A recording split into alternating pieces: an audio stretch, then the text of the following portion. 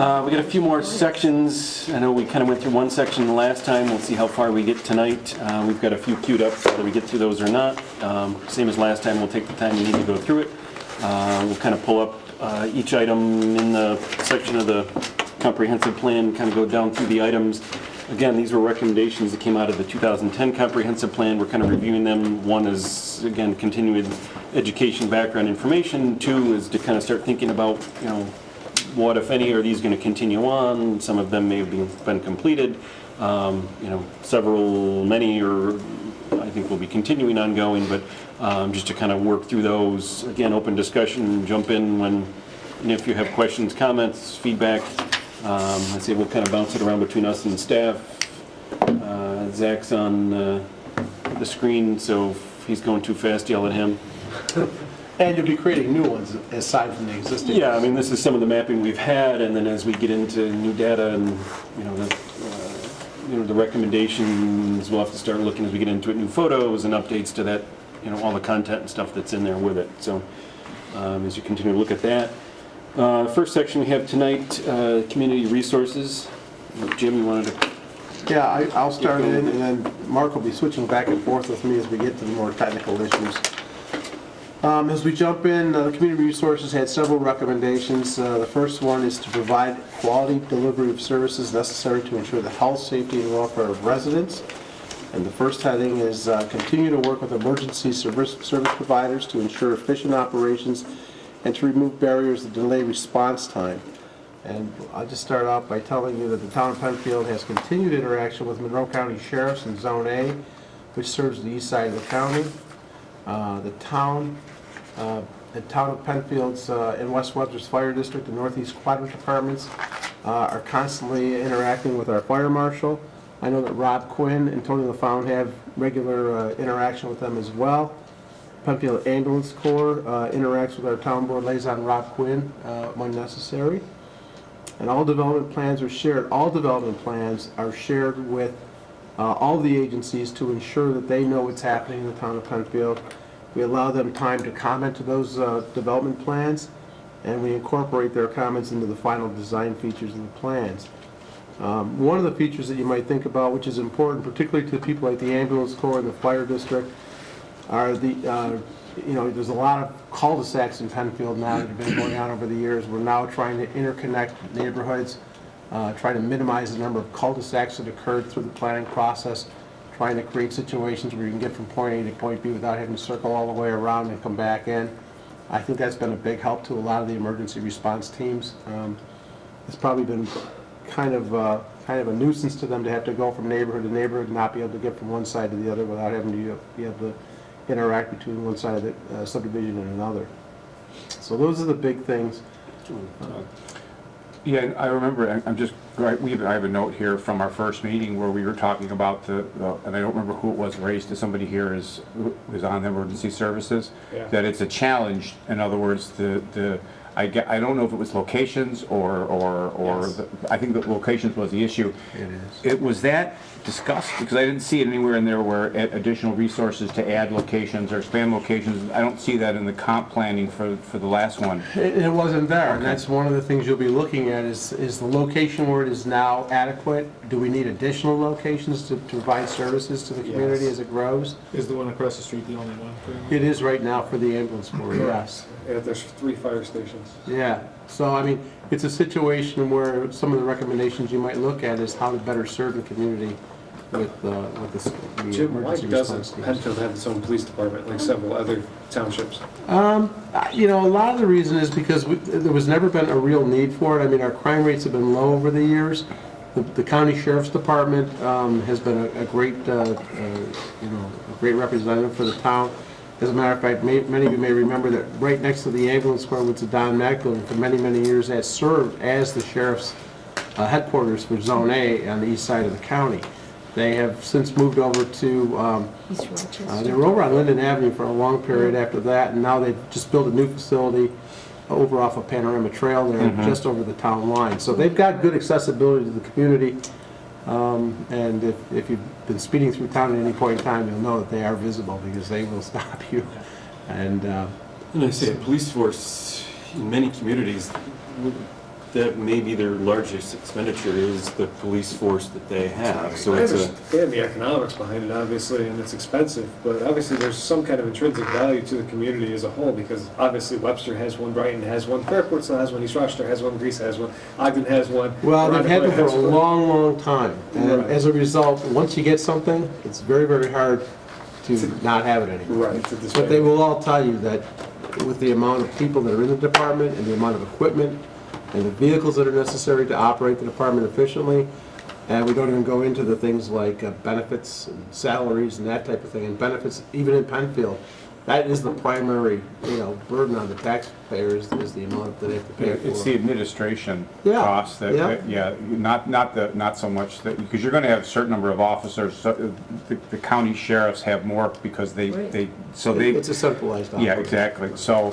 it's the same thing, I've been saying the same thing here for schools. We need all the local schools, but do we need all the local school administration we have? It's overhead, and it costs us as taxpayers money. It's funny you say that, sir, because I was just talking to my friend who is an assistant principal at Greece Arcadia, or one of the Greece high schools. And he was saying the same thing, that centralized school districts reduce administrative costs, the state will actually throw money at school Oh, yeah, districts. I came from Maryland, and Maryland does it at the county level. so you It's go down to awesome. the south, Yeah. it's just county-based or Right. region-based, it's not an individual school district. So I mean, as long as, from my perspective, the town feels very safe, the sheriff is the presence is really here. I think it's really just, like you said, it's a local community thing. People can kind of have the cop cars in the parade and say, yeah, there they are, but I wish is we it had really our own adding police any, department. is there really adding any value more than what the sheriffs are bringing to the Just out of table? curiosity, why would you like to have your own police department? Well, I think it's a multitude of things, honestly. I think it's a community pride thing, it's an intrinsic thing for the community to feel more in touch with local law enforcement that lives within the community or serves the community. Obviously, it's a long-standing history in a lot of these other communities, which you said, like East Rochester and Fairport. The village departments have been disbanded because of Right. pride And and then you hit ownership. on that, a lot of these communities have villages, and the villages actually had the police department when they started out. So now you have the village police department, but then you also have like Perrington being served by the Monroe County Sheriff's Department as well. So it's a situation also that you have situations like, I shouldn't even name them, but there are towns around the city of Rochester now that are finding a need to have additional police presence. Like Greece. Yeah, Which is I the mean, a biggest lot of them, suburb. and it's just a function of need more than anything else. We've been very lucky, knock on wood, that we've had a community that, obviously every community has some crime, but our community has been very, very good in terms of, the amount of crime that is here, and it's been able to be dealt with by the Monroe County Sheriff's Department. It But seems it to is be, a yeah. major, you are right, it is a major, major expense to the community. And we would, yeah. And I think, if you look just sort of statistically at, and I'm not saying that I have, but if the sheriff's department is meeting needs in terms of response time, number of officers that can respond to a scene, I mean, I feel like happy with the sheriff's department, and I'm happy the way their staffing is, because it's much more robust than the staffing could conceivably be in a tiny little town the size of Penfield. I appreciate you kind of wish you knew the cop on the beat thing, but I'm very happy for the total package of resources that the sheriff's office can bring to whatever. Well, and it's a lies very here good in point, town. Donnie. I mean, you can actually know the cop on the beat because Sure. that department has got the same officers in it day after day after day. I mean, you can we know those officers because they interact with our departments a lot. So we get to see them, they're here a lot, and you could actually do that if you really took it upon yourself to want to do it. But you look at some of the communities that do have police officers, their own police department. To give you an example, Penfield's, and Rob can help me out maybe a little bit, but Penfield's tax rate base is $2.78 per thousand. The last time I saw it, I know it's higher now than it was the last time I saw it, but it was at $6.15 per thousand. And a lot of that is based on the fact that they have their In own which township? Irondequoit. Irondequoit. They have their own police force, they have, they have things that we don't Yeah. have, but you pay for that, Right. They offer some additional municipal services as well, though. That's right. East Rochester even picks up their own leaves. I mean, Penfield doesn't even offer that for residences. Right. And that's a good point, we probably will get into that as we go on, but leaf pickup has been looked at several times in Penfield. And each time we look at it, and a lot of it has to do with because of state regulations now as to how you deal with leaf pickup and how you dispose of them. It's not an inexpensive proposition. It's very expensive. And every time we look at it, the cost skyrockets even higher than it did before that. It's not the easiest thing in the world to deal with, and you have to find a place that you can manage the process. There aren't that many places to do that here, so. I was on a committee a number of years ago here in Penfield, and one of the things that we surveyed people about was leaf collection. You think politics is polarized one way or the other? Holy mackerel. Oh, It was either, if people lived in neighborhoods without a lot of trees and redevelopments and stuff, I don't want to pay an extra penny, I'm just Right. subsidizing all those people with the leaves, the people in the neighborhood. I'd do anything to have leaf collection. People that live on narrow streets, I'd love to have leaf collection, but I'm really worried there's already no parking on my street. It was like the craziest Exactly. polarization. Ooh, that's odd. What- Yeah, exactly. Were you on the committee? I don't remember. but- No, I was on a different Oh, committee, we okay. kind of surveyed it It was pretty independently. 50-50 down the But you're Yeah, absolutely it was right. just that, Penfield. like, People said, I got plenty of property, I'll just, why am I paying to haul them out of my yard? Exactly, it was I'm the- shocked that it's so polarized. too, nutty. Because you have Very communities like polarized. Webster that it's very like, we're gonna pick up leaves. Like, No, there are people in we're- Webster that are not happy that they're Yeah, paying and- for and it. we I'm sure there's we were- people everywhere. There's always gonna be And somebody. we surveyed on some issues that we thought would be a very deep concern, that people were like, yeah, whatever. But the leaves, That was it. And I'll tell you, this year particularly, because people did put leaves out and they have private haulers taking them away, they didn't get to them, and now they're sitting in their front yards with snow on them. There were some leaves in front of my house in the gutter. I had to actually get it out of the gutter because I was concerned about water backing up along the street, and I know you walk your dog every night. It's gonna be a huge problem. if we So do it is a problem, and you get lucky sometimes with the weather, and sometimes you have to live with what you've got, so. But you're absolutely right, it's a very polarized situation throughout the town, so. Yeah, anytime you have a service that's going to add cost, you're going to get that level of divisiveness. People that don't want. even if it adds only pennies, Yep. people Yep. in their It's head so it's just inflated one more to- thing you have to Yeah. deal with, right? Yeah, so you really have, those are the things that you just have to be prepared. There's going to be in-depth conversations over those, yeah. For the ambulance, does that support 100% of the need, or do we have to draw on neighboring communities So- and use their resources? Go ahead. Would you like an answer? Yeah, go ahead, yeah. So I've been with Penfield Ambulance for almost 12 years now. And I'll tell you that our call volumes increased exponentially over the past 11 years. We've seen a huge growth, obviously, with our geriatric population. Right. In our assisted living communities within Penfield. We have one centralized location on Jackson Road. We have grown from 3 ambulances to 5 ambulances now. We have grown from volunteer and subcontracted staff to full-time paramedics, full-time EMTs, round the clock, 3 ambulances on. It's the services that we offer and the scale of services that we've offered have increased tenfold. We have outgrown our facility. We don't have enough resources. The town only gives us $50,000 a year towards our funding for the ambulance itself. That was agreements that Penfield and the town had made a long time ago. There's other town ambulances who receive a much greater stipend from the communities like Henrietta, for example. So I don't think I answered your question, but. I think I you went did on a in a tangent. roundabout way, which the answer is no, it doesn't currently. Correct. So we have to Doesn't. pull in, we have to pay for it, I assume, neighboring. Are you talking about finances, or are you talking about resources covering the community as a whole? Finance, if someone calls for an ambulance and all the Penfield ones. So we are a not-for-profit organization, or Penfield Ambulances, because I'm just a volunteer, so I'm just a resident who doesn't get paid a dime Okay. to serve our community. But they are a non-for-profit organization, so they'll bill your insurance company. So if you call an ambulance and require transport to Strong Hospital right now, they would bill your insurance company. So the ambulance company would have a billable service. Okay, He's saying basically if there's not enough volume, say I live on the border of Webster, Penfield, and I call and Penfield's closer, but you guys are all out, Yes, would so I Webster picks qualify it to up. Correct. have Webster? You want to talk a little bit about, Our mutual aid agreements? yes, and deal with West Webster and the Northeast. Sure, that's been an interesting scenario too, but I don't know if we're gonna answer his question really either, or just talk around it. With EMS, it's an interesting kind of service area that we have. So Penfield obviously covers the town of Penfield. We have a COD for all of this area itself, but again, if we are tapped out or we are out of resources per se, Webster, or Union Hill, or West Webster, or any of those, East Rochester, which is now run and operated by AMR, any of those resources can be drawn in and cover our costs for us. And conversely, we might be drawn into other areas like Parrington and Webster to cover their calls as well. So do we have enough resources to cover all our needs? Unfortunately, it's a difficult business to predict.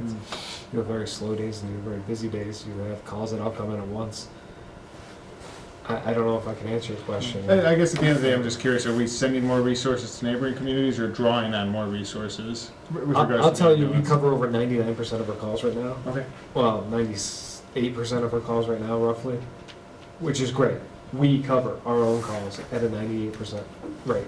And again, some of those calls, those percentage of calls that we don't cover, could be just, we got 3 calls at once. We only have 3 ambulance services, the 4th call comes in, Right. Webster's taking that call. Question. I don't know if I answered your question, I'm sorry. I have a question, and I guess it's kind of a question from Mark, or maybe from you, Daniel. One of you, maybe it was Mark, maybe it was Zach, talked about when a new development is put in, if they want something sort of special, let's say they want sidewalks, that district, that neighborhood alone gets a special tax That's right. for their sidewalks. So when these huge geriatric sort of facilities come in, Elderwood or, Legacy, Revy, do they basically pay a special additional fee? Because clearly the burden on things like the emergency services is going to be radically higher than it is for the average same number of people of random ages in the community. Does that, not the individuals who live there, but does the facility itself pay a fee to the town to help offset the Not that I'm additional aware of. costs? I think they have the ability, as you noted, they have the ability to contribute as a donation, which a lot of people do, probably more should, but you've got that option. And then I don't know if are they taxed also? I can't remember, Rob, are they taxed for that? No, I mean, generally, like Dan mentioned, I mean, generally with not-for-profits and ambulance bases, I mean, it's through the billable service. Right. So there are a couple of senior facilities or other nursing homes that have contracts with specifics. Correct. One comes to mind is right down there next to Knowlton's Funeral Home Yep, at the top of Penfield Penfield. That is not a Penfield ambulance, so they have a contract With Monroe. with Monroe. Right. So whatever that contract stipulates, Right. but generally, whether it's a resident at a listed senior facility, whether it's an employee at Wegmans, whether it's you or I in our house, there's insurance that will cover the cost of the ambulance run. Well, it's not so much the cost of the ambulance run, it's the Bringing on utilization. services, right. Yeah, it's the demand for services. Which is what we talked about, Yeah, exponentially. right. Services You're getting continue into, to. that's again, I'm gonna put my HR hat on here a little bit, Okay. and when you start getting into, because of somebody that's either older or handicapped or whatever, we're gonna change their tax base, or there's gonna be charged more money, that's a slippery slope. I mean, I get what you're Not the saying. individuals, but if you're going to build this type of, for example, if you have certain waste products that come out of your facility, you pay special fees because of that, to sort of mitigate those costs. Fair So enough. if you have, obviously it can be very easily documented statistically, what the probability of meeting. Yeah. Tom, I like Yeah, I that. get So it. we should bill Atria a No, not ton you more should money bill because Atria. we're there 10 times a day. Well, not that you should I'm build just them, saying. but Well, no, I'm Grant just B, wondering and if there Legacy. is a fee structure similar to the neighborhood that wants the sidewalks. Yeah, I think that's probably not, that, I wouldn't use that analogy between sidewalks and emergency services, because you're probably gonna set people's hair on the No, back but of I their head up a mean, little that it bit. was given as To give you an Yeah. example, what you're saying is, for instance, if one of them came in now they're all established, they've been here for quite some time, but if one of them came in now, I mean, I think that the town could look at that as a program where maybe they have to contribute as part of the ability to come into Penfield, because they are gonna have higher services. I don't know if it's legal to do that in New York State, but it's something you could look at, because it is a user fee. I mean, it's a benefit to them to have that service, to be able to come to them on a regular basis.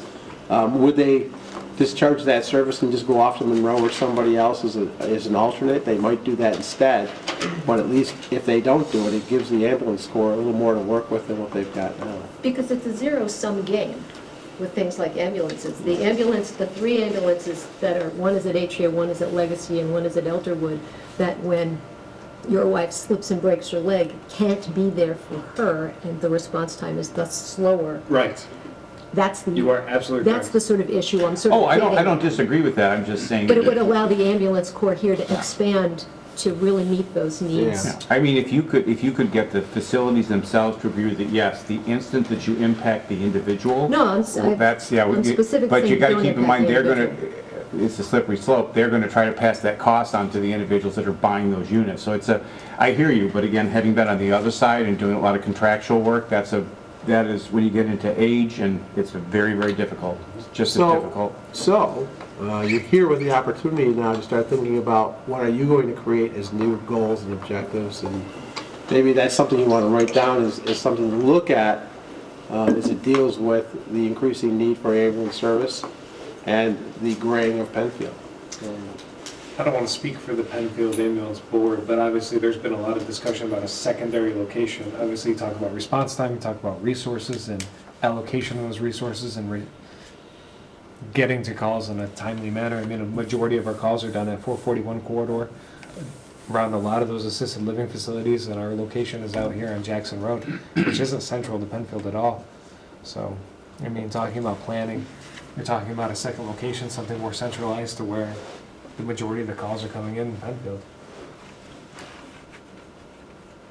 Do you have like a chart that shows over a year-to-year basis where the majority of the calls are coming from versus where we all perceive them to be coming from? That might be good to have that as part of the documentation as we move forward, so that people get an understanding of really what you're dealing with on a day-to-day basis. I would just suggest, and this, Dan and I can work on this together, but if you have an objective down the line where you're going to want to explore maybe a greater partnership between the municipality and the ambulance base, to have a member or two of the board come in, because you're talking about there's a lot of nuance with state law and mandatory coverage and the CODs that I mean, even Penfield Ambulance is not for the entire town of Penfield, because the northwest corner is really West Webster. So there's just different aspects to this than just a very simple, it's not like a town police department. There's a lot more that goes into how the emergency services are chartered with the state of New York, whether they are partnered with the fire department or not. So I don't want to discourage the conversation, but I would just say that there are limitations, and Dan and I can work together on coordinating, a follow-up conversation down the road. Yeah, I can, just based on the conversation here, I can almost say it looks like we're gonna wanna, so the sooner we can get grease the skids on that and get that scheduled, the better. And you're going to want to have many others coming in as well. I mean, this is not something we're going to wrap up in a few weeks or a month. No, obviously. This is going to be an ongoing process out throughout next year, and we're going to be able to have as many people come in as you need to have to make recommendations for this final product. So, but that is certainly one to look at now in terms of how we perceived it in 2010 versus the realities of what's happening now in 2020. So, something to look at. All right, let's get on. Jim, before you jump off, and we kind of got off there, it was a great discussion. As we were talking about interconnected streets, and it kind of ties into sort of whether you want to call it an impact fee. Years ago, the town established what we call LUAMP, but the Land Use and Access Management Plan around the 254-41 intersection area. We knew there was a lot of issues in that area with interconnections between properties, not having rear access drives, minimizing curb cuts and other stuff in that area. So the town went out and did a study at the time to look at minimizing curb cuts, interconnection possibilities, areas that we can do some interconnection between parcels. So the town paid for the study up front. We then included these people in the area, and basically it was a betterment to the area to do rear access drives and the interconnections, so that anytime a new development comes in, they pay a portion of either they construct an interconnect between properties, so they put a rear access drive in. So if anybody's been to the Doodlebugs Plaza across from Target, they go in now and each person kind of builds to their property line, so rear interconnect that connects behind Moe's, which will connect behind the next one. Similarly with Eyesight, they relocated out of the AAA Plaza, and they moved down, they put Eyesight, and they basically stubbed the property, their pavement to their property line on there. So Jeremiah's did their back piece. So that's also an Bring opportunity. it down. Bring it down a little bit. Yeah. Keep going, keep going. So Moe's did their piece. Keep going. We show past intersection connections. Keep going. You can go All up right, to, So this will continue. The town board just is working with the developer right now to finalize this property right here. He, as a condition of approval, will be required to install an access road from this point, which is, there's nothing there now, up to this road here, which exists, which now will allow anybody in this area down here to be able to access up through this area beyond the old Perkins/Cornerstone, then onward to be able to get access to go east onto 441 or make that turn and go west. So that is part of what they're trying to accomplish there. And then if you could pull it down a little bit even to further. the Elderwood. Well, I was going to stay. Let's stay on Penfield Road for a second. Move it over towards the Harris Whaling Park, please. So all these properties here were all single-family residences at one time, and obviously they weren't going to get a return on their property based on the 30,000 cars a day that go past their homes. So the town board did rezone that several years ago to business non-retail. Since then, we've had the Summit Federal Credit Union installed, U of R Urgent Care. The eyesight's down here now, it doesn't show, but it's here. There are only two buildings that were the original residences. One has been converted into an office space called Interact, and another one's kind of vacant now that was recently purchased by Eyesight, and I have a feeling they're utilizing this for additional parking. But as you can see that there's a roadway now being developed along the back side of these properties. That will continue on and then eventually come out to Harris Whaling Park Road, which is signalized here. The same is true with these properties. They were recently rezoned to business non-retail, which allows for office space. You'll notice at 2100, there's a dentist office being built there now. Others will probably fall as time goes on, but they will all be responsible. You can see Dr. Rengen has already developed his portion. They will continue onward and then tie in together with some kind of an access point out here somewhere to relieve some of the tension over here. But there will be interconnections among all those properties to accommodate cross-access and minimizing impacts. These driveways will all eventually be eliminated so that there's no conflict coming out onto 441. So that is a town policy. The town board practices it on a regular basis, as does the planning board. But that's an effort we can look at other areas of doing something similar. So people have paid for a portion of the study, they pay their share. It's based on their traffic impact as well as a betterment fee. So the people that can install their rear access drive, that's their betterment. They're bettering to that. But the Elderwood, that's on the north end, and North Forest Office Park, they didn't install an interconnect, but they've paid into a fund. So if and when we get the traffic counts for Pembroke Drive, from the state DOT, we're collecting money to pay for a traffic light at that location. So it's not up to the state to say, well, we don't have the funding for it. We've been holding money in reserve and say, okay, we've got the money to pay for the traffic light here. It just hasn't met the state warrants yet. So we have that counted every so often. We make sure what the turning movements are, what the other stuff is. And then if and when, then that would pay for that interconnect. So we've been collecting money. We've been utilizing that to make our own interconnects. We'll pay for their interconnects there. So that was kind of an overlay district within Penfield. So it doesn't fall under, it's not an own zoning district, it's an overlay. But basically it's a betterment to the businesses and the people in that area. They pay into that as an impact fee for the development. So that's kind of It also goes back, you've heard about, Roland deals with it every day of his life, but you've heard about SECRA, the New York State Environmental Quality Review Act. And whenever you develop something, that has to be reviewed under that act to ensure that you're not creating more of an impact than you had prior to, or if you are creating more of an impact, you have to try to mitigate it as best you possibly can. So a lot of this comes out of that State Environmental Review Act, so that if you're generating more traffic, you have to look at ways to mitigate and try to minimize the impact of the existing highways to the neighborhoods that are being built in. This is how all this occurs, where you can do it legally to get the monies that you need to in order to mitigate these concerns. Anything else? Anybody else have any questions on this stuff? All right. So the next one is implement county resource strategies B through E. We're going to talk about those tonight. And then government and leadership strategies, well, we're going to hold off on that for a little while longer to another meeting, I believe. So we're going to jump down to 3. Increase handicapped accessibility out through the community. You should know that all commercial, multi-residential, and public places of assembly, when constructed or retrofitted, are required to comply with the New York State Building Code for handicapped accessibility. The town ensures that all sidewalks are accessible. New York State has an ADA funding to allow for retrofitting. You've probably seen this in some locations, I think most notably probably at the intersection of Wayland Road and 250. It was done out there. There's a lot of retrofits for blind or visually or low vision people. You see the little truncated domes at the intersection, the little bumps. Basically, that indicates to somebody that you're coming to an intersection. So if you're a low vision blind person, you can kind of feel that transition point, know you're coming into an intersection, know that you're about to cross, you know, a major highway. So we've been going back and doing retrofits for those. The state county does that. Every community is required to have a ADA transition plan.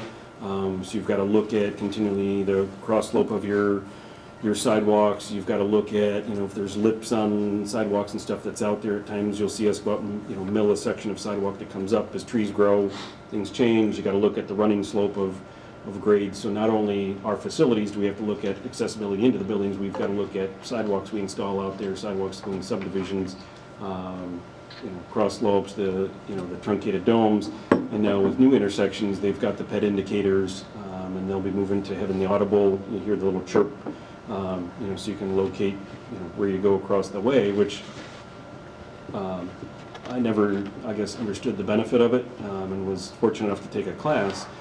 They had it downtown, and soon enough I was wearing a blindfold, was handed a cane, and was asked to cross Plymouth Avenue.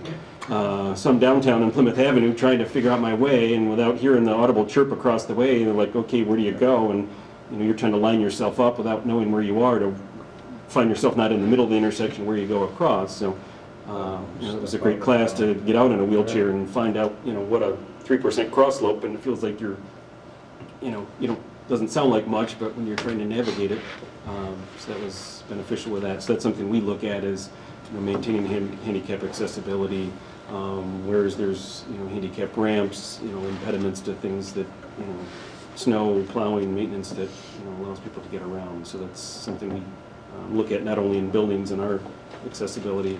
The building department looks at it for any new buildings, new construction. There are some caveats for historic buildings and historic structures, but they don't have to comply with that, but most, you know, all new buildings have to comply, so it's something we keep in the forefront on that. One of the things that we talked about in the context of Shadow Pines, because there are already some paved cart paths for golf carts, even though the slopes may be significant, one of the things that we've talked about is the possibility of creating handicap accessible parks that are sort of out in nature, so not in, you know, sort of manicured parks, but letting, providing an environment where handicapped people can actually feel like they're really enjoying the great outdoors. Would some of that funding that you talked about, the state ADA funding, would that be possibly available under those circumstances, or who could I You might find get it through that process. You might get it through a parks grant, which probably is more realistic at this point in time. Most of the funding these days I've seen is like safe routes to school, so more sidewalk accessibility around and around schools. And is that a state grant of the parks? It would, yeah, New York State Parks and Recreation would put that out there. And those kind of grants are kind of easy to get if you're applying for them. Generally speaking, that the issue is that they're usually a 50-50 match. Okay. So if you're going to put in $1 million worth of walkways or handicapped accessibility points, you've got to pay the other half. So it becomes a little problematic if you don't have it in your budget. Sometimes they allow you to do the in-kind service portion of it, where the staff, and I'm sure Roland's done that many times, the staff actually participates in the actual process to prepare all the documentation and all that business and the engineering associated with it. That is usually part of the 50-50 match, but you still generally have to come up with some money somewhere along the way. Yep. Yeah, and you have to pay your staff to be doing it, which is kind of out of the norm of what they do on a day-to-day basis, so. You have to keep track of your hours. I'm sure you're going in on Saturdays and Sundays and doing that for the town, right? You're going in on Saturdays and Sundays and doing that for the community. Yeah, I'm sure your regular job doesn't stop just because, yeah. But it's a possibility, and again, it's like biting off little bits and taking tasks and doing a little bit at a time and getting there. And certainly you do want to have all members of the community be accessible to to a park or to any facility. They should have the same rights as everybody else.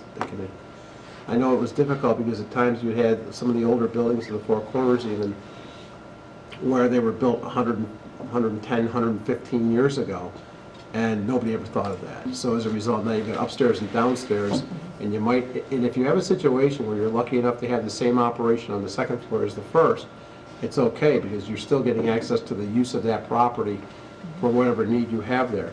If the second floor is occupied by another entity and you want to get there and you can't, it becomes problematic because now you have to provide that service for them.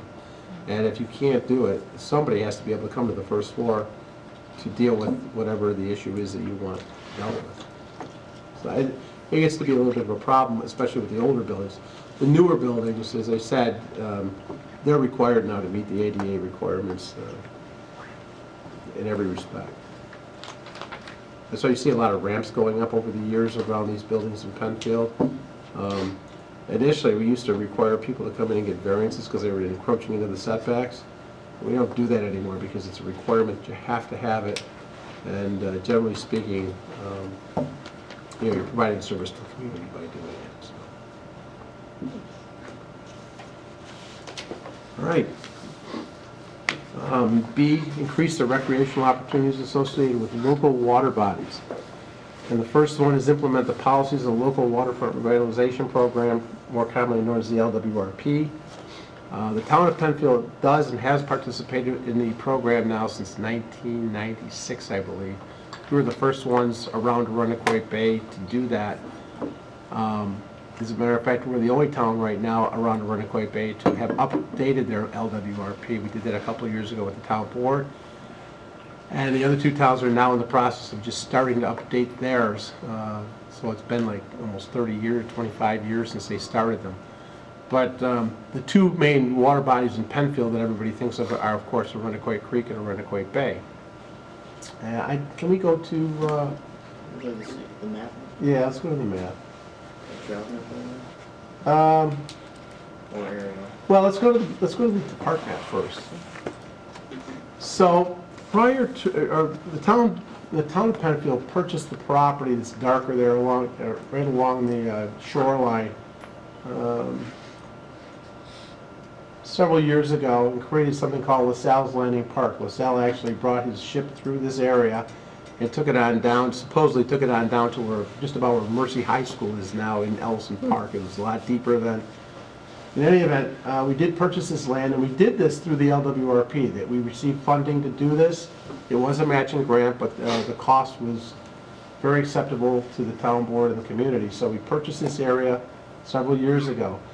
And you'll note that in here, one of the recommendations is to create more access to the water's edge and to purchase additional lands later on. We'll talk about that. But shortly after the last comprehensive plan update in 2010, the town board did purchase this property here, which was commonly known as the Ruoff property. All these properties had been utilized for things that you would never normally associate with waterfront development. They were, this area was the ridge utilities in American roadways, so they were constantly paving things every day and then bringing home their leftovers and dumping them on the site. This was the Ruoff property. At one time it wasn't really owned by Ruoff, but there were other things going on here back in the 40s, 50s, and 60s that contaminated the site. The town actually did have to remediate a portion of the property. We did get funding for that, as well as the purchase of the land. We then created an addition to that park, so we have been adding on to the parkland. There aren't many more opportunities. This property here that you barely see is privately owned. There's been a lot of interest in development. There's been a lot of reasons why it hasn't been developed that are more financial than anything else. The property's kind of an elongated property. It's very long but not very wide, so it kind of limits people as to what they can and can't do there. So they've been wrestling with that for the last several years. So we're kind of in a situation right now where this is going to be pretty much the amount of property they're going to have as parkland down there in this particular quadrant. So we do have some things going on, which we talk about later, but there are some plans now to put in some shelters and some bathroom facilities. We were lucky enough that a local group, Ideal Engineering, they live on Creek Street, They saw the need for a kayak launch down here because what we had down there was an old boat launch that was kind of slippery. It was stone and people were slipping. Some people were putting in things like pallets to get through and walk out into the water with their canoes and kayaks. They came in and they actually designed and constructed, with a DEC permit, a new kayak launch. So that was donated to the town by them. They do want to do some other work in the town to help the community. They're very community oriented. So that kind of thing is happening down here now. So you'll probably see some improvements going on.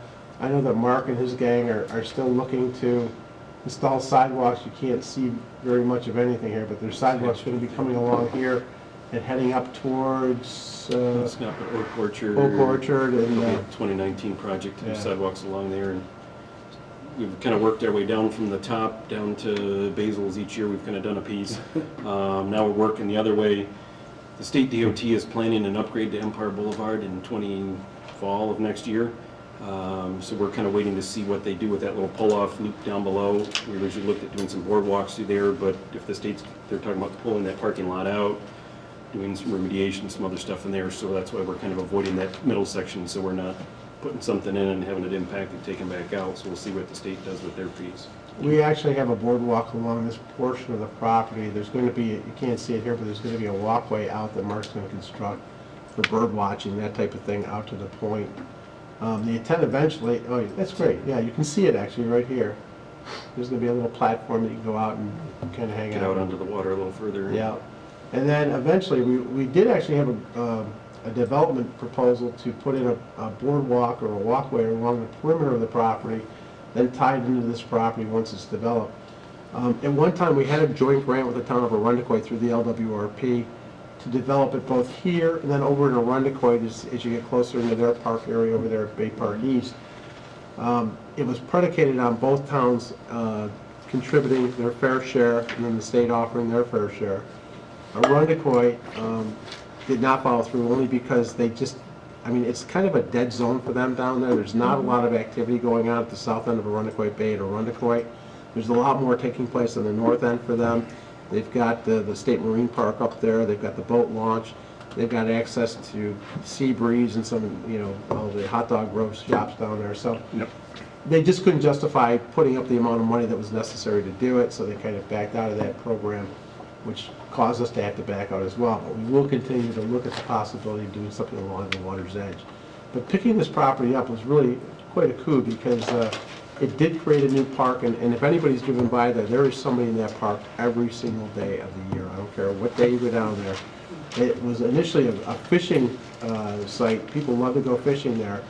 But more recently, over the last 4 or 5 years, it's become a high-end canoe area and kayaking area.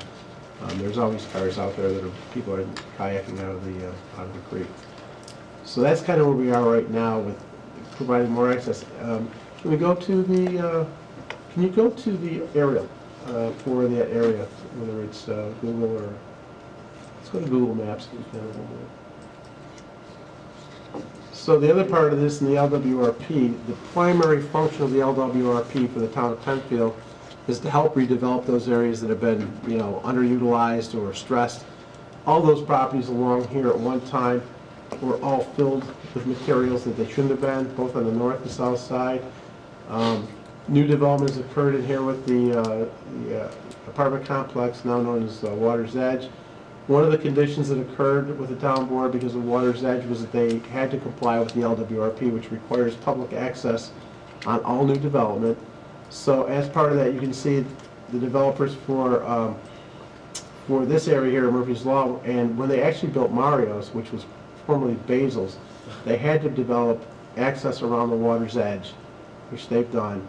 They've actually got a walkout area here, an overview look that you can go to. And then as part of this project, there is internal sidewalk areas that you can walk through that take you all the way through. You can come up here. It's kind of difficult with the topography because you really can't even see the water in some of these locations. But you do have access. There's a overlook at this point here by the pool. You can go through the property and come up. You can't see it now, but it's got sidewalks all the way through the internal portion of it. And then they were required to develop an additional walking path up into this area up here. Follows the old trolley line. Follows the old trolley line, which you can see coming up.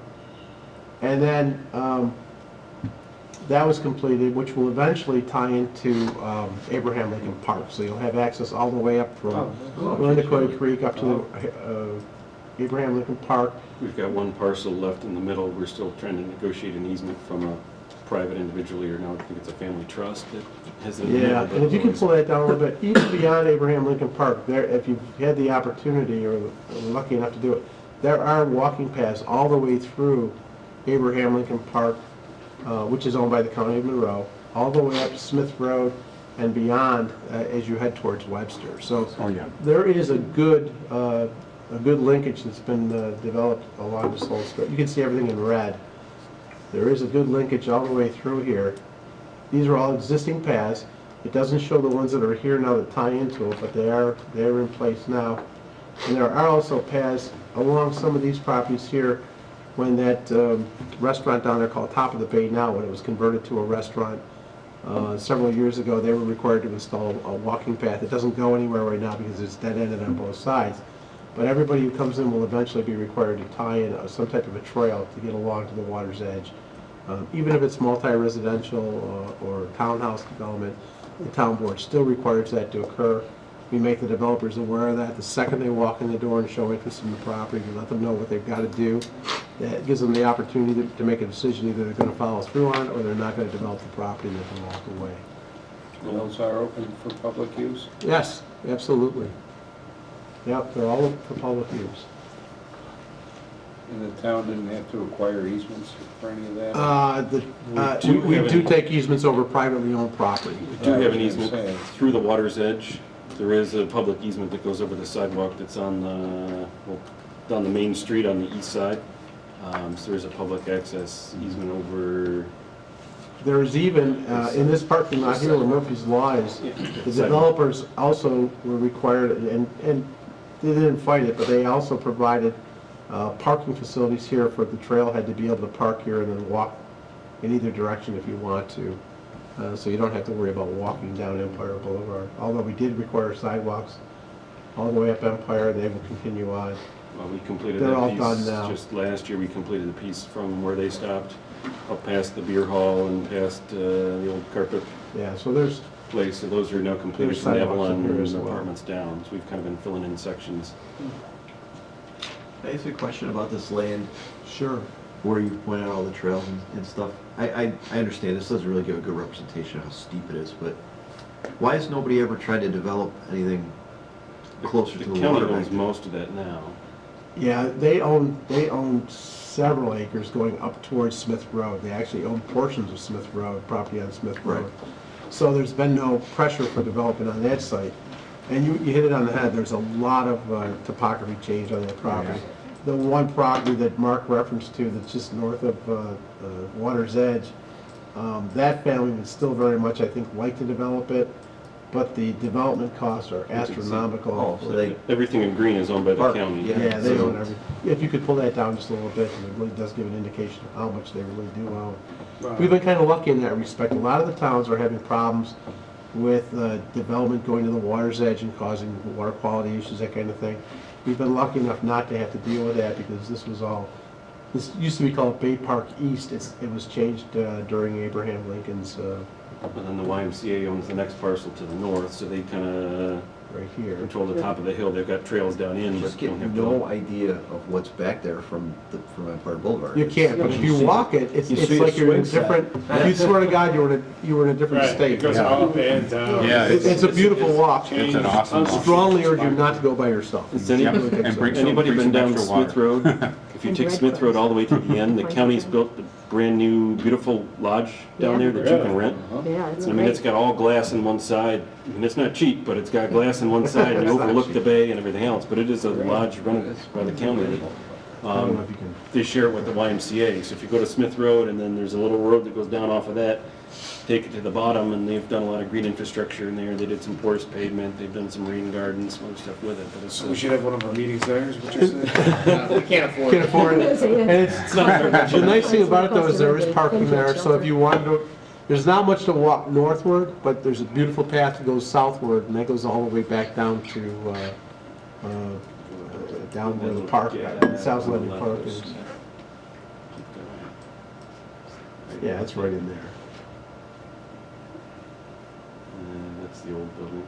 No, No, it's the new building. one. There's the new building right there. Yeah, it's quite pretty. So the YMCA has they have the first floor, so they run their aquatics program out of that. So on the bottom floor, they have boats and sunfish and whatever stuff they've got for summer camps. They go out of that, and then the second floor, there's a you can see the balcony there and the glass. That's an actual county lodge that's rentable and has a full kitchen in it and grill outside and everything else if you ever wanted it for. The trails do leave from this point here, and they head southward all the way back down to Basil's and that area down there, Mario's. You just told us I can't afford it. You can, but you can afford to walk it though, so that's nice. All right, so we're going to leave the LWRP for the time being.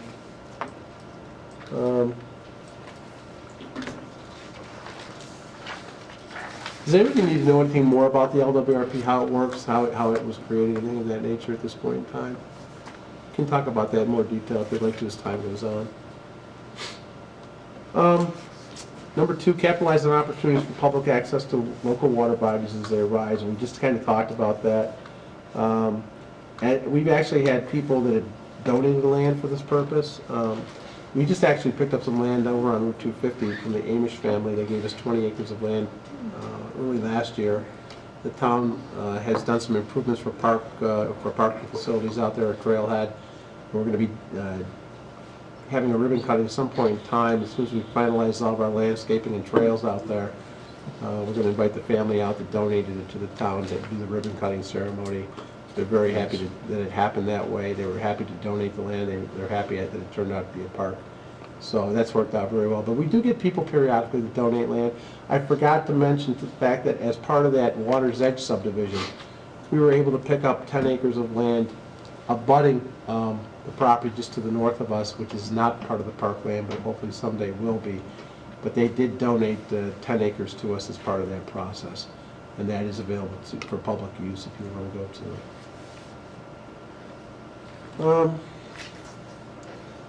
Let's see if there's anything else. We do work with, we have a Trails Committee. As a matter of fact, the gentleman is usually here every night, but he's actually in the Conservation Board meeting right now. I assume he'll be out here fairly soon. And Lynn Skook, he's been very instrumental over the years to develop the Trails Committee and develop new trails with the help of the ADK group. They're the ones that have kind of been responsible over the years for kind of maintaining those trails for us. And they do that on their own. They don't ask for very much in terms of equipment or materials, but they do a lot of the work on their own on a regular basis. So they're a real asset to the community. We kind of talked about all the other ones. Number 3, ensure that the redevelopment of Manitou Lake, the former Dolomite quarry site on Old Penfield Road, provides public access to at least a portion of the site. And this is really kind of interesting, and this tells you what happens in a 10-year period, how the world changes. Dolomite did own that property for many, many years. It was a sand quarry. They used to extract sand out of the lake, utilize it for concrete, utilize it for other products. And they sold that property recently to a young lady by the name of Amy Tate. Amy bought the property and then developed a barn in this area down here. She improved this whole area. It's kind of all grassed area now. There is a barn. She had a daughter who got married last August, and they utilized that as a facility for the wedding. Shortly after that, the daughter and her husband moved out of state. I think her son also moved out of state. And then Amy and her husband moved out of state. So this is sitting down there right now. It is being watched on a regular basis. Prior to them leaving, though, what they did was they cordoned off the property. They did not want people on it for liability issues. There were a lot of people coming and fishing in this area. You can see Irondequoit Creek kind of comes through here. Irondequoit Creek is actually on her property all the way around the perimeter of the creek, then goes off into Ellison Park. It is privately owned property, but under the state laws regarding riparian rights, you can walk through the creek if you want to. If you're a fisherman or if you're just walking, you can walk through the creek. not heavily recommended on certain conditions because it gets quite You deep. can kayak all the way. But you can kayak through it if you want to, or canoe through it. She has been very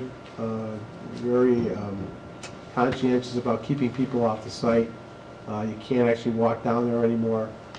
We have no idea what she's going to do with the property.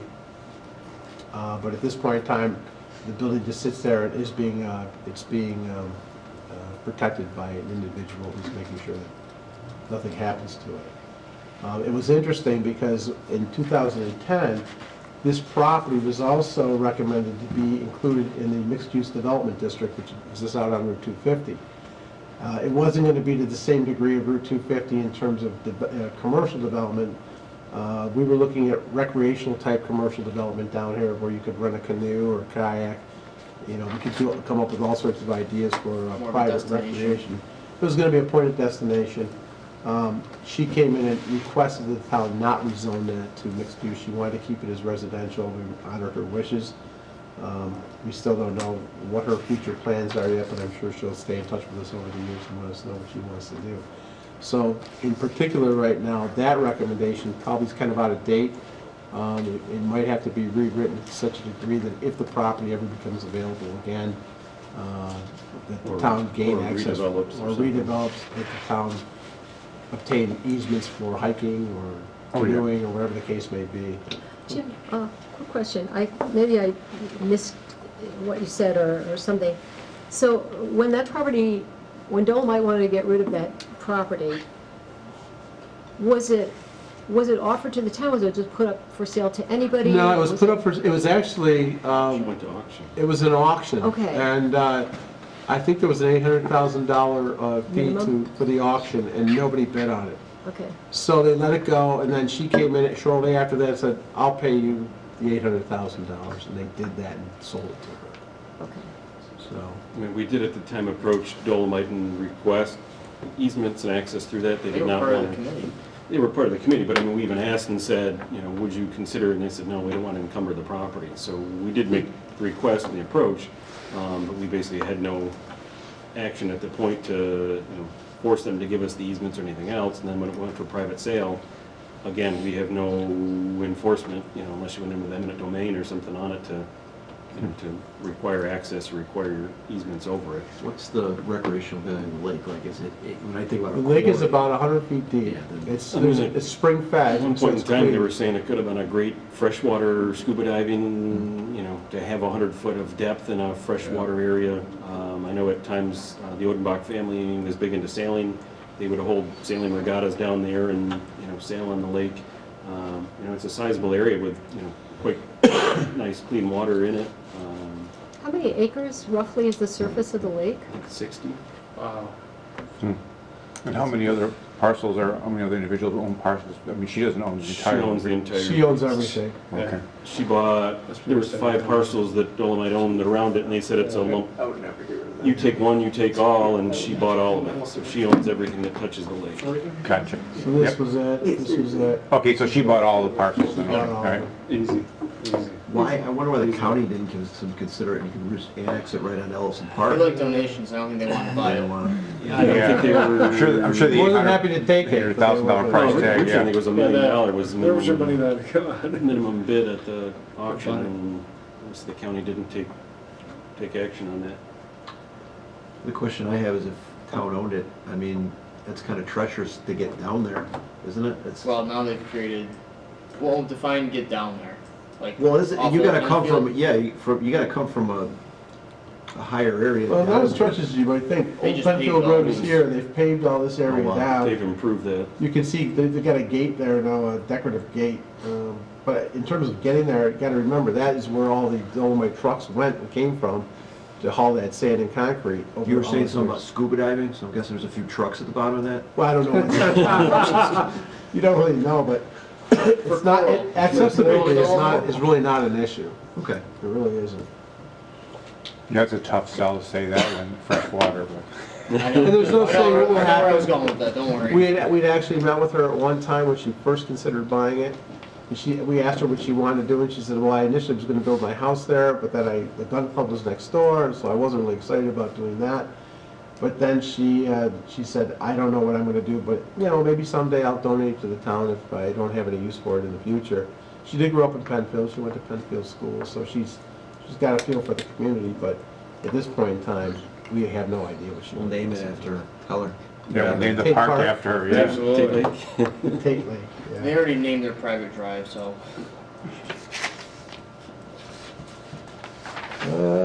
Number 4. We talked about increasing public access to Irondequoit Bay through the LaSalle's Landing Park. We talked about that earlier. We have, you know, Mr. Linsku did show up tonight. He's here. I know he was in another meeting. But as I said earlier, he's been instrumental in overseeing development of trails along the creek and other areas of the town of Penfield. So we're always looking at trails along Irondequoit Creek. He's working with the town staff right now and doing some other stuff down near the Penfield Road area. So it continues on, and it's an ongoing process for us.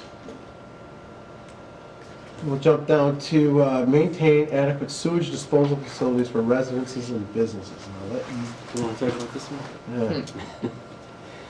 Yeah. One of the ongoing things we've talked about, starting this, and Zach, it was nice enough to pull up kind of our sewer basins, is one of the limiting factors we have in development is our sewer capacity and where our sewerage goes. At one point in time, we had 2 treatment facilities in Penfield, one in Channing-Philbrook Park, which is now the school district uses that building that's no longer utilized for sewage treatment. The other was on Smith Road, just back where we were talking about the YMCA facility and the county park facility. But currently, Penfield has no treatment facilities of its own. All of our sewerage goes to the county facility, or the county interceptor, which ends up at Van Laer, or it goes to Perrington, flows to their facilities, and then goes to Van Laer, or goes to the town of Webster. Currently, the town of Webster, I think it was just an article in the paper yesterday, the Van Laer is going through another upgrade of $25 million to their facilities. That has not as of yet impacted us, or have we heard anything that's going to hold us back. The town of Webster has some capacity issues right now. They've undergone a study of looking at what their facilities can handle. Currently, their treatment plant is over capacity, so they're planning a $15 million upgrade to their treatment facility. And they're also looking at whether they consolidate with the village of Webster, take the village on. The village has their own treatment area, run it into the towns, and then do their treatment there.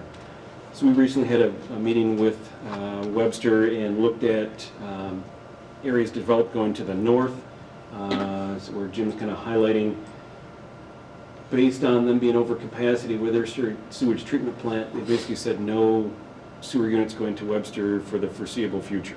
So that may be a couple of years, so that kind of put on hold some potential development going that direction. We do have sewer going to the west, so if you come down here at Shoecraft Road, so there is some potential for development tying into the corner of Shoecraft and Plank Road. We have sanitary sewer there that then goes west, heads down all the way down Plank Road, goes up Creek Street, and then into the county interceptor. So there's capacity that way. We also have sewerage that goes down to Perrington, and they've had some limitations there off of Fellows Road. We have some development that goes that way, but that's getting limited as well in that direction. So we continue to look at areas of where we have capacity. We do flow meters to see what the daytime flows are. We have other things that we look at is inflow and infiltration. So if you see a spike in your sanitary during rain events, you know you're getting stormwater into that. Obviously, you don't need to treat stormwater in a sewage treatment plant facility as we do when we talk about ponds and other treatments to that effect. But if you're getting a lot of stormwater into it, you're basically taking away capacity. Sewer can flow that you're now incorporating with stormwater. So our sewer department spends a lot of time looking at cross connections. We do through stormwater as well. You don't want to see sewage going into the storm sewers, which then goes out to the creek. So we have to do outfall monitoring, look at, see if there's anything coming to that. But the sewer department looks at, sealing manhole covers, making sure sump pumps aren't tied into sanitary sewer facilities, making sure downspouts aren't tied in. We're obligated to do that. I mean, these are. This is not something that we're just doing to keep people busy. We are obligated by federal law to make sure that this occurs on a regular basis. And then just jumping in, I'm sorry, Mark, just jumping in, but you notice the area that's white, and we talked about this early on in one of our first or second meetings. This is zoned 2 acres out here, and the reason being is because there was never any sanitary sewer capacity out here. And the town fathers understood that we could have septic systems on 28,000 square foot lots or less, so they opened that up to 2 acre development. So if you want to highlight kind of that mixed use area that we're looking at now. Where am I? Oh, it's not on this map. Yeah, you're Well, in it's the, not well, highlighted. it's not on a sewer basin right Yeah, now. right. So we're looking at sewer basins of where that sewage can go. So we've done some townwide sewer studies to see what capacity is out there. Sometimes we're limited by the size of the pipe and the slope of the pipe. Other times we're limited by pump stations, what the capacity of the wet well is, the size of the pumps with that. So part of my job, the sewer department's job, is to look at, obviously we don't want sewer backups and surcharges in sewer facilities in existing conditions, but what additional capacity is there for new development? So that looks at, again, potential impacts of new developer comes in, we may need upgrades to the pump station before he has enough capacity. We've got some sewers laid through a wetland right in that area. Some of them are back pitched or flat. So developer's looking to gain capacity. He's looking at laying a parallel sewer to fix some of the past ills in there. So we've got to continually look at sewer basins based on flow. And thankfully, recently we've seen low flow toilets, low flow showers, low flow other elements which have gained capacity as they limit how much usage is out there. Tightening up the systems, looking at the infiltration, you can gain capacity back, but it's not unlimited. And that's going back to one of our first meetings. We talked about why zoning was put in place, why we created 1 acre, 2 acre zonings. Yep. And as we kind of get into some of the next items, kind of jumping ahead, the county looks at where our county allows septic systems on 1 acre parcels and larger. They will not allow a septic system on anything smaller than 1 acre. So that kind of set the tone of, at least currently, East Penfield is 1 acre, 2 acre zoning, so you've got a right sized parcel. Not saying you don't have some sub-sized parcel out there. Hermance Road is kind of the reason why we rezone. There's half acre parcels out there that are pre-existing to our 1981 rezoning. Those are smaller size, but we've had drainage issues, sanitary issues, septic issues with that. Yeah. There is not sanitary sewer out there, so septic issues with that. So that's kind of some, as we look at zoning, and look at rezoning of areas, whether you have sewerage or not, is kind of a big factor in that. So question, you talked about Irondequoit or Webster and Parrington both saying, you're maxed, don't send us any more poop, we're done.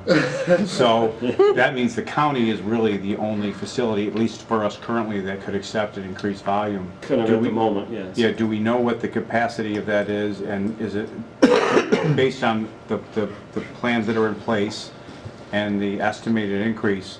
Are we in a positive? Are we in a negative? I mean, The county has no issues. It's an 8-foot diameter pipe that You can walk runs through it. gravity down the way. that's a big poop pipe. I think we're probably okay then. I'm just saying from a capacity perspective, when you say 2 of your 3 You gotta get to outsourcers are Yeah, maxed, You gotta kind get to the of, interceptor. it's kind of a red flag, so I Yeah. just wanted to know, okay. Yep, yeah, the county has no issues that I'm aware of currently on their end. It's more of our end.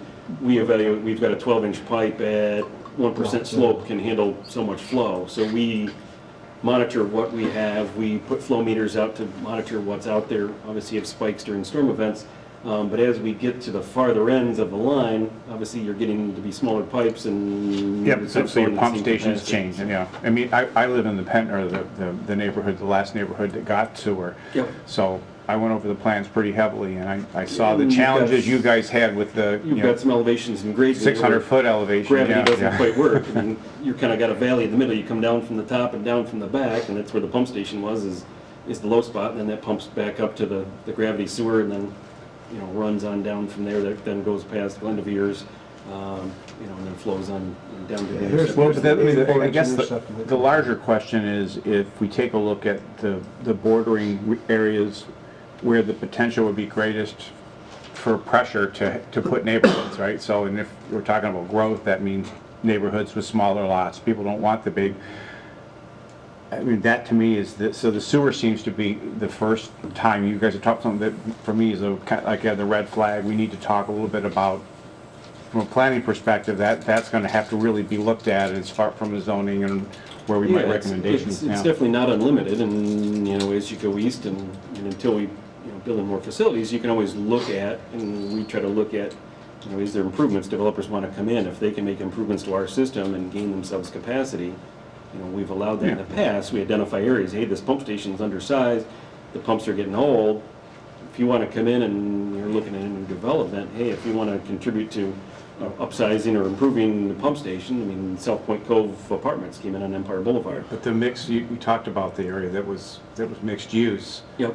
So without having already had the infrastructure in place, that's, again, what was the comp plans with the last planning groups? It looked at, mentality as to how that sewer was going to be handled and how those. Well, there's accessibility to the we did sewers in there. it's going to have to be expanded as you go along, but we did a sewer study ahead of that to look at where So options. those bordering sewers have the capacity to pick They up do. what we Yes. thought would be, okay. Yes. Yep. So there we needs did to be a some study improvements to a pump You station. can fit, 175 Okay. units in that basin he's putting out right now. You can fit 730 units in the parcel on the east.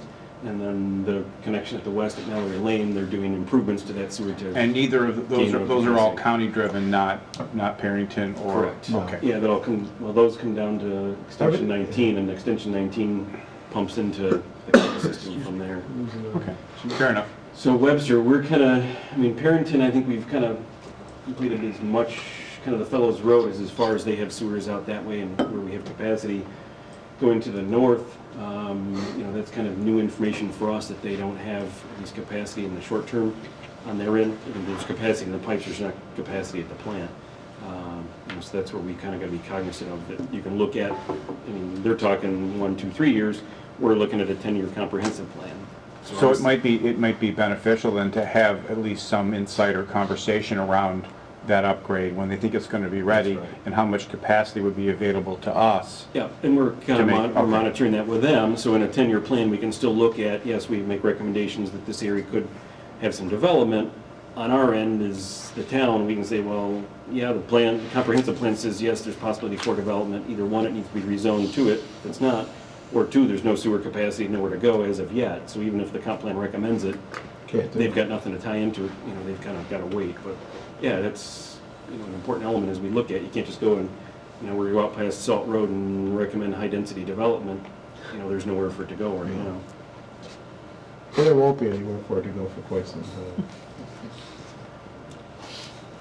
All right.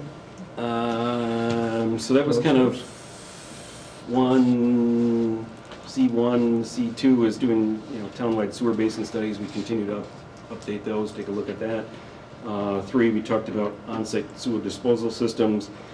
The county also requires, if you are on a septic system and have availability to sanitary sewer, so a lot of times we'll run sewer past. Everyone in your neighborhood did not decide to connect.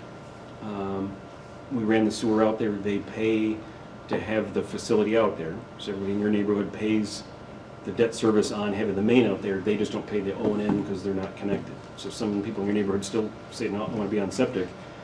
But if and when they've got to do an update or a system failure, the county's going to make them connect to the sanitary sewer. Yeah, that was my understanding too, is that if our septic system were to suffer some kind of failure, we can't replace it, we got to connect it. Yep, so that's, that's kind of county-wide. So as we install sewers past people's houses, not every single person connects. They say, no, my septic system's working fine now.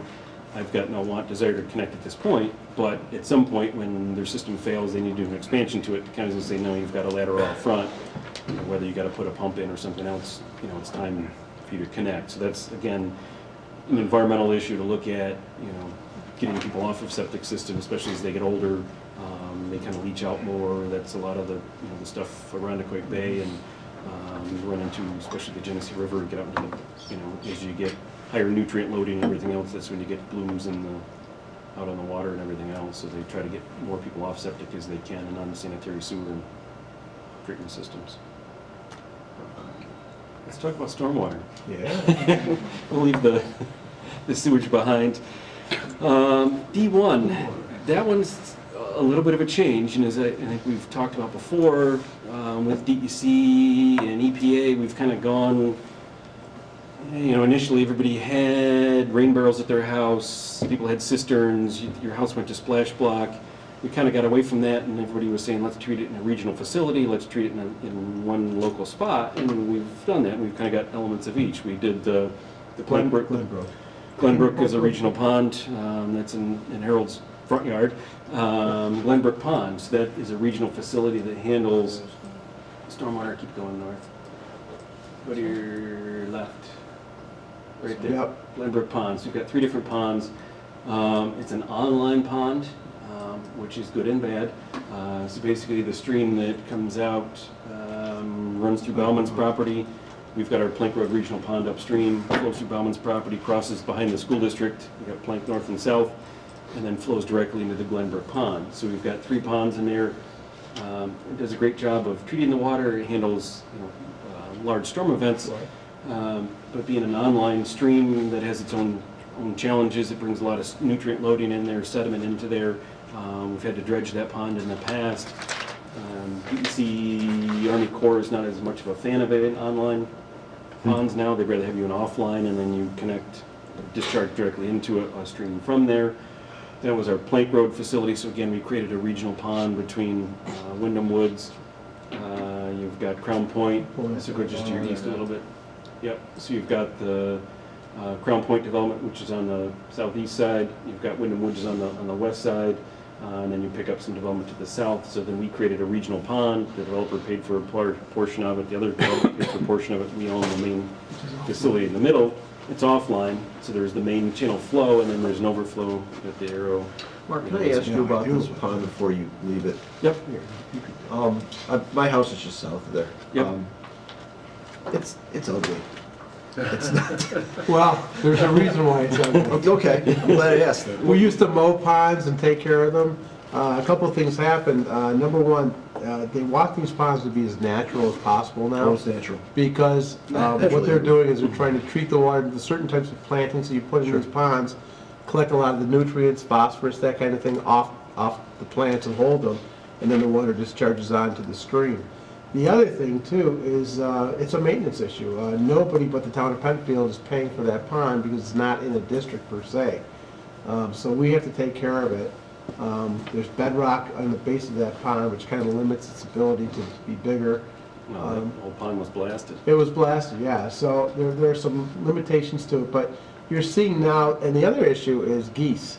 Walk on that sidewalk. As you can attest, We see it from the road. as you can attest, the geese problem over at Glenbrook was, Our geese problem is much better than it's ever been. yeah, and I think a lot of that now is, we're trying to keep the geese from being able to just directly get to the water's edge, and when you do that, they don't That create the doesn't problems you're doing. That doesn't, letting the weeds grow up doesn't discourage them. Well, it's better than just having a mow. I've got a couple of mowed ponds right now in town that are just Probably brutal. helps a little. It does not get you the benefit you think it So- does, because they walk through the weeds easy enough. Some of the stuff that the town and the watershed committee's allowed me to do, I think has had a bigger impact on the pond, is this past year, I would say we had no more than 20 geese that stayed, and that was because I got out there a little late with the light. Are you on the north side or the south side of the pond? I'm on the south side. Okay. So what I found is geese are very sensitive to certain wavelengths of light. And one that they're particularly sensitive to is an orange light. And if you drive by that large pond at night, there is a light that sits out in the middle of the pond that turns on at dusk, and every 2 seconds flashes one time. And every morning if you get up, there is not a goose anywhere on that end of the pond. They're either in one of the long pond by the school, Yeah. or they've left. And I can actually drive migrating flocks out Your there. lights right down in here. And they're extremely sensitive. If I could get the rest of my neighbors to kick in a few dollars and put a second one in, I think we could continually drive them off of that pond permanently. I think you should talk to Tom Galisano. I had suggested that I go help Tom out. Tom was having a significant problem. I asked Mark to make the introduction for me. So we've heard. Unfortunately, I don't know Tom, but Well, said make the I'm still working on that. If you could make the introduction, I could help him, maybe get a few bucks. At least you kept paying your school taxes. Good job. All right, so back to the pond is ugly. That was me. Yeah. I'll take the responsibility for that. Yep. Blame George. I don't have an ugly pond. People, well, you don't have a pond. Not yet. Originally, Well, I do certain times of the year, but So what side of the pond are you on? Which one of the ponds are you on? Oh, not this one, the other one up Plank on Road. Plank Road, I'm sorry. Okay, I'm Yeah, sorry. so part of, Plank Road Pond, initially when developers built ponds, they were selling them as premium lots and basically says you have waterfront property. So they've charged extra, people come in with an expectation they live on waterfront property, they want it to be Irondequoit Lake, or, excuse me, Lake Ontario, or Canandaigua Lake, or something else. course, lake or something. Stormwater ponds is basically your stormwater disposal of the neighborhood. So all the oils, all the fertilizers, everything else goes into the pond. It needs to be treated there before it then goes to the creek, which then goes to the stream, which then goes to Irondequoit Bay. And so the intent is to be as natural as possible. So to have cattails, people have called me up and said, hey, I've got cattails and birds and bugs and frogs and mosquitoes in my pond, what's going on? I go, it sounds like it's working perfectly because It's it's got an ecosystem. as natural as it can be is what it's supposed to be. So unfortunately, they're going to have algae. The town of Penfield does not handle pretty. But you can't, Mark, I'm telling you, so there's times where your standard sidewalk is how wide? 5 feet. 5 feet? Where that is down to 2 feet. We know. And the 2 feet that's exposed is covered in goose droppings. Yes, we should maintain to have access ways to mow it back to get the stuff, That's different than pond maintenance. get the stuff off of it. But as far as Well, it is, except for one thing, Zach, when it's growing over growing the over pond and falling side. back. well, yeah. So you're talking about the aesthetics as it relates to the sidewalk and the goose poop. Well, that kind of yeah, thing. you don't have, that thing is certainly not hidden, that's on a quasi-main road, and no, The it other should, thing- should the other be thing mowed you gotta- along here to maintain the sidewalk. But around the pond, we're trying to keep it, Natural. as natural as it can be. And yeah, you got to keep riparian buffers from it. You got to, there are filter strips and everything else. So that's a lot of our education is educating people that you don't live on the Lake Ontario. It's a stormwater treatment pond. It will have algae. It will have, lily pads. It will have cattails. All the other stuff that comes along with it. We also try to educate people to fertilize less and don't fertilize before a rainstorm and don't dump oil or we've had people that just pick up the dog waste, walk over to the closest catch basin and then dump it into the catch basin. Probably just not understanding. I don't think anybody does anything malicious, but thinking, well, a lot of people think the catch basin, the open grates in the street go to some sort of magical treatment plant somewhere. The sanitary sewer does, the solid manhole covers, when you flush your toilet, that goes off to Van Leer or goes to Webster. It does get treated, there's mechanical methods, chemicals are added, it's treated, water comes out clean. The stuff that goes in the open grates to the gutters, comes out of your downspouts, your sump pump, just goes out the back door of your house and dumps into the stream here and goes right into the pond. And I don't think a lot of people understand that, so that's some of our education efforts. That's the H2O Hero, if you've seen on TV. We do stuff through the Stormwater Coalition. We've got posters, we've got other stuff as a continuing effort to educate people that, you see the don't dump. We try to get the little placards on the basins that, people just, educate them that don't dump your dog waste in here. Tomorrow your kid's gonna be playing in the creek in the same pond where that just, dumped out in. So basically these are the pre-treatment areas before it goes into the stream and then goes on down. So hopefully we can keep the real beaches cleaner and there's stuff ahead of time. Go So, back to your, so unfortunately they are gonna be ugly. We're not going to maintain them to be pristine, attractive areas. That's not their purpose. Their purpose is to treat stormwater. Sometimes they can serve both, and sometimes they can, be attractive as far as being natural. The sidewalk should be open accessible. We'll work on, mowing that and, knocking that stuff back. But as far as keeping the pond, being pristine with a fountain in the middle of it, that's Yeah, not what no, the town that's does. understandable. Our job is to maintain functionality because during a storm event, this thing will fill up all the way. It's basically a big bathtub. It fills up, and then there's an outfall structure here. Its first job is to treat water quality and let the plants and stuff soak up the nutrients, the phosphorus, nitrogen ahead of time. And then on the discharge end is during a large storm event, it fills up like a bathtub and then it slowly meters the water back out so we don't flood out your downstream neighbors. So. one of your observations though about the ponds, not so much this one because we were limited with bedrock, but you're seeing some ponds. The one that comes to mind now, which I don't think is all that attractive, is the one at the corner of 5 Mile Line and Atlantic, because it has these deep pools in it now, which are required as part of the design features under the state reg requirement. maybe the mounds. Not so much mounds, but you've got the pond, and then also you've got 2 deep areas And in that case, they had to That one, I blast think for they those areas as well. Fractured the rock to China on that Yeah. one, because That went down a ways. I've never seen the water barely get to the top. It fills and It doesn't never gets to the top. So they crack something. Oh, you had it. I think they cracked something in it. So there are deep pools, That one as you actually can has see in water. there. So let's talk about that pump that is on the corner of 5 Mile Line. So when the town took possession of that from the developer, how much money did the town ask the developer to put up to maintain it? The developer has been maintaining it since he's built. Yeah, but he's going to eventually deed that to the town of Penfield. He will. Those neighbors, it's under a special Special permit So that was going to district. be under a special, Special district. So Okay. those 86 homeowners in that neighborhood pay for the maintenance of the pond, Okay. maintenance of the trees in the berm. We also took, and is that now zoning? So that anytime a developer decides that they're going to put a pond in, that the town is going to make that a special? that's been a district? decision of the town board, Okay. yeah. You know, originally we looked at creating neighborhood districts or an HOA. We've had some issues with those. We've looked at making them on individual lots, so we've got a couple of those that an individual homeowner has responsibility for a neighborhood pond. Obviously, those haven't worked out so well. So the town board's made the decision, basically, we're gonna create special improvement districts, so these 86 homeowners have a line item on their tax bill that says special improvement district, and they pay so much per year, that then goes to maintain the berms. This is a GI practice here, so this is a big infiltration basin. So behind their houses, there's a little 4-bay area, so the back half of this drains through here, dumps into this 4-bay, and then goes through this infiltration basin here. So as Roland knows, you've got to do GI, which is green infrastructure, so rather than having rain gardens or biofilters in every single person's backyard, we look to make it in a central location so it can be easier maintained and taken care of. Most people, I think, first-time homeowners would understand what a rain garden is and the intent, and the second, third homeowner is, hey, why do I have this weedy little wet spot in my I backyard? should mow this.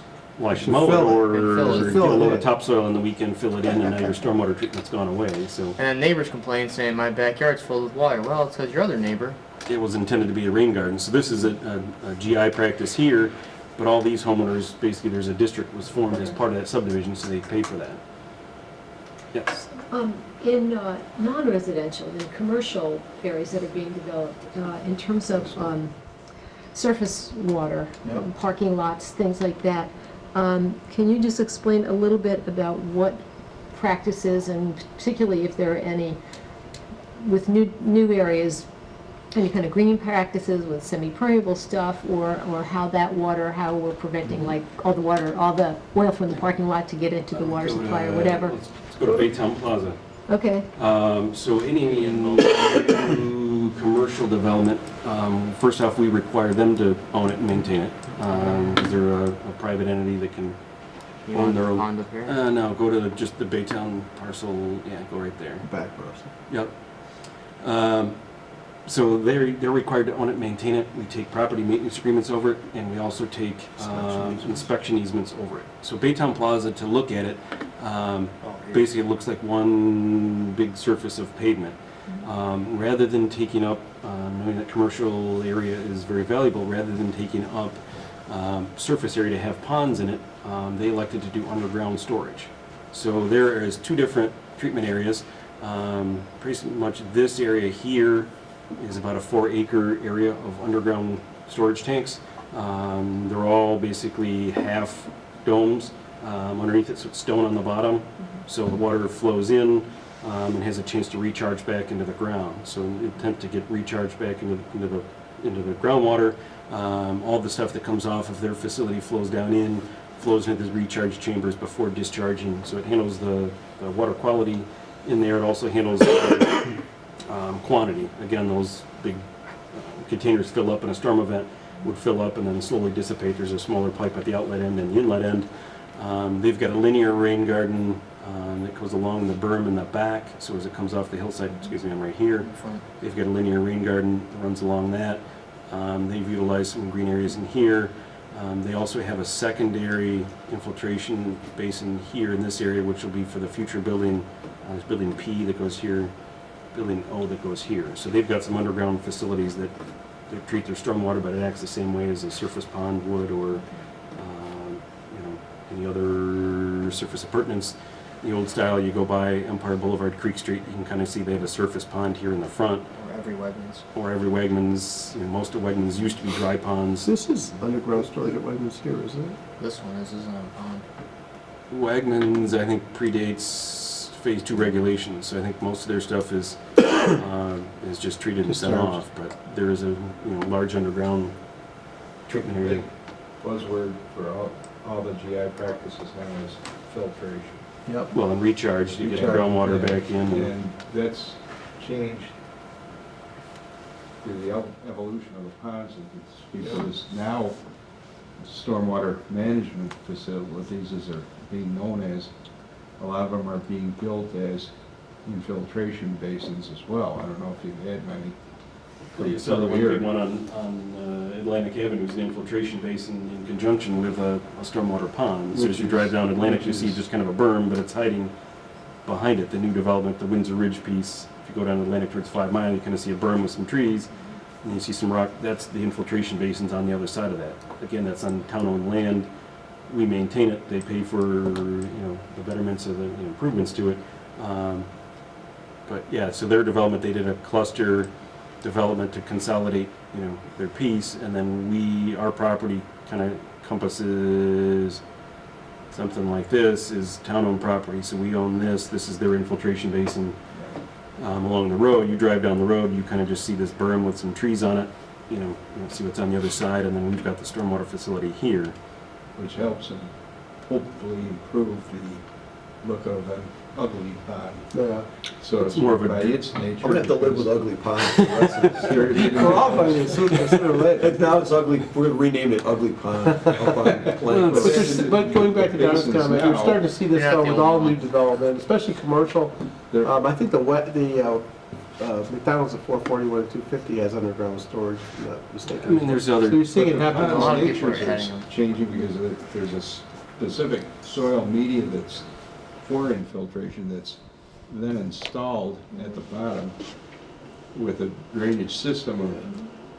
Yeah, they're not just a hole that's dug, they're Can we talk engineered about that? and built from the bottom Yeah. up. we own 168. So as to alleviate. We've got that, another 30 to 40 that are private, so So we've got to almost... speak, yeah, through we've got nature about- where you had a forebay and that kind of filtration. Yeah. Yeah, we've got about 200 ponds in town. Right. 168 are owned by us, 30 to 40 are private, or some other treatment practice with that. So, just the order of magnitude of us maintaining every 3 years, we got to go around and inspect all of them, make sure they're functional, make sure, we do that a lot in, storm events anyways.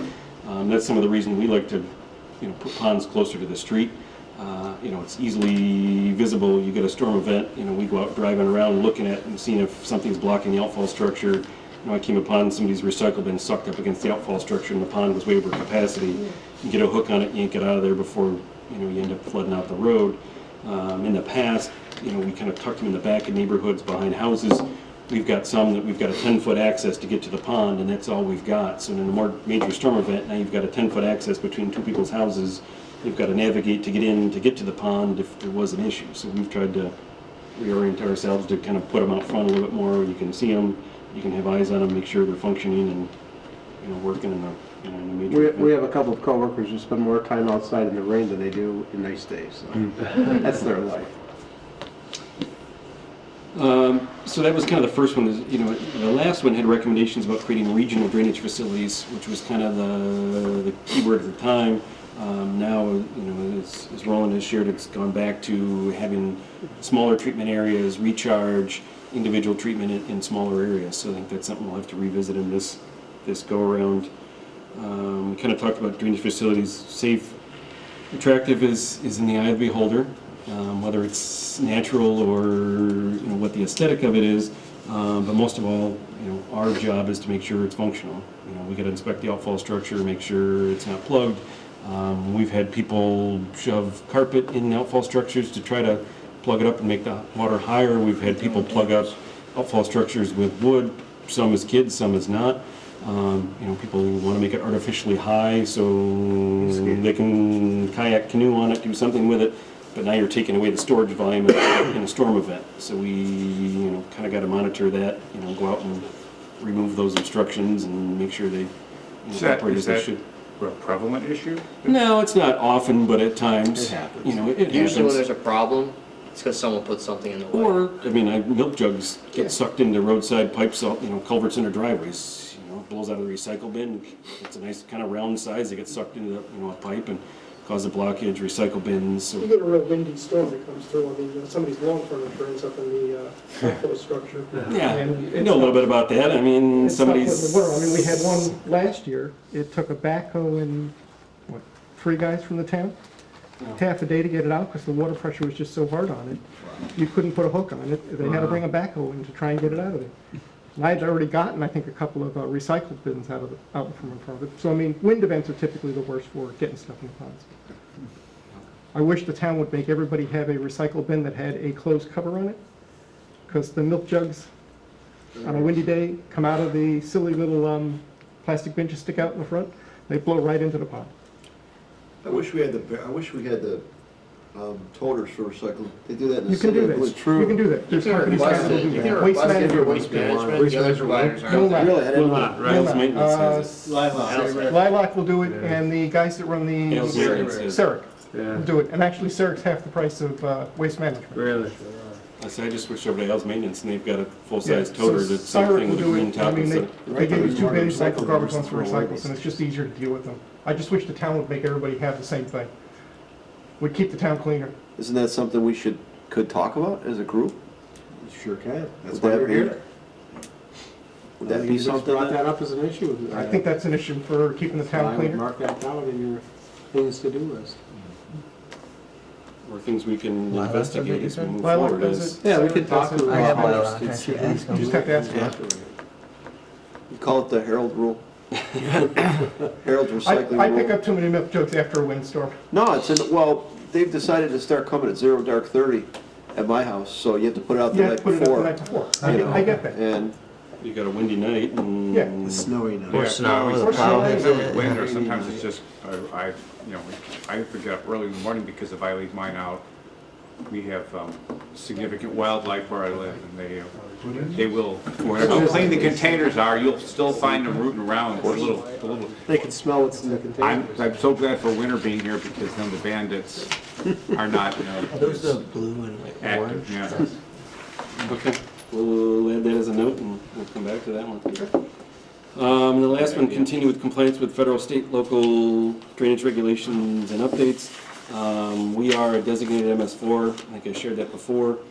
Basically means we've been indoctrinated by DEC is basically, hey, you guys gotta take care of your own stormwater, we've gotta police construction sites, we've gotta police ourselves, you know, they come around and do inspections every so often and do an audit.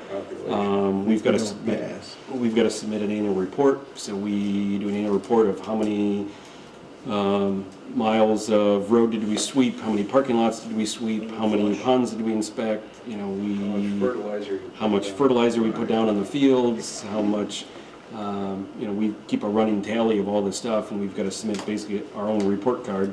You know, we kind of got to confess of what we've done, outfall structures we've inspected, how much of our system we have mapped, how many construction sites we have open.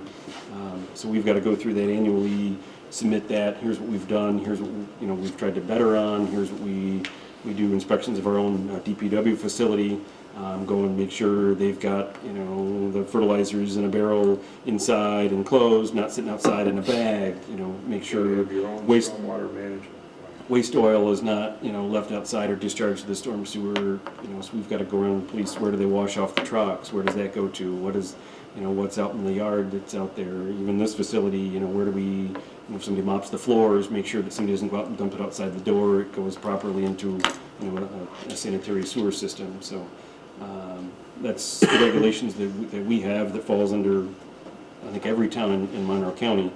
Now as you get to the periphery and smaller towns, they're still under the size limit of it, but basically DEC said we can't do it all, so we're going to make you do it, but we'll just monitor you and audit you to make sure you're doing it right. And they held us to the same standards they do any developer or any individual who might create some kind of an adverse impact to the environment, so we're obligated to do these things.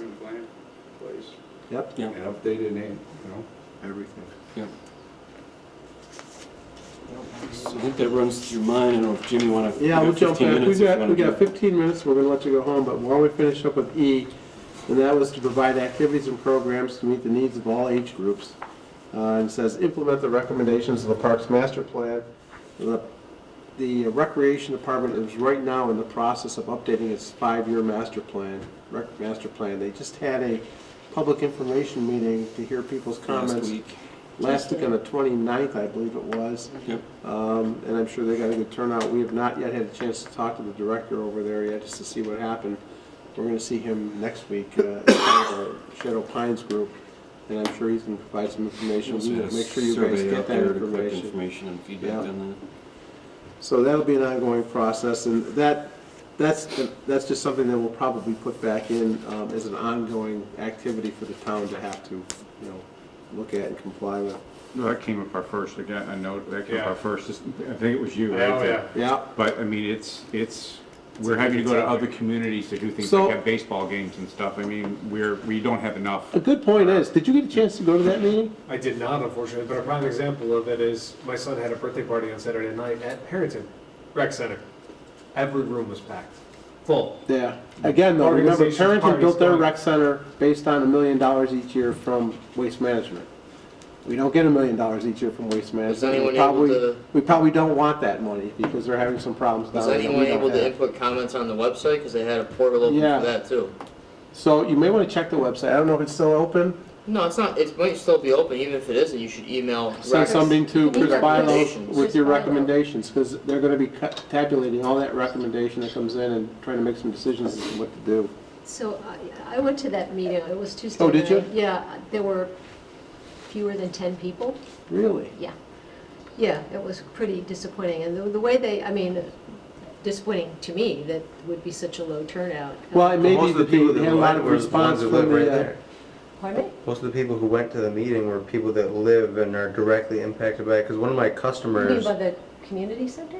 No, Shadow Pines. the We're Shadow talking- Pines. no, we're talking about the overall town comprehensive, Town or the master recreation. plan. Oh, I thought you were talking about Shadow Pines. No, So- Shadow Pines. That was 2 weeks ago. Oh, yeah, I was Filled gonna the say. room. We had a good turnout for the Shadow Pines. Yes. Oh, yeah. But it may be because they may have gotten a lot of responses in through the internet. Yeah. So I don't know that that's the case or not, but Yeah. we'll find out soon enough and see what's going on there with Chris. Yeah. But, yeah. Just for But you should get your comments into them. But just for clarification, I mean, we talked about this at one of our previous meetings. We talked about how we've outgrown our facilities when it comes to our rec program and, the actual physical structure of it. Is that not part of our comprehensive planning though? Yeah, and I think it's probably part of the rec master plan as well. I would think they'd be looking at that.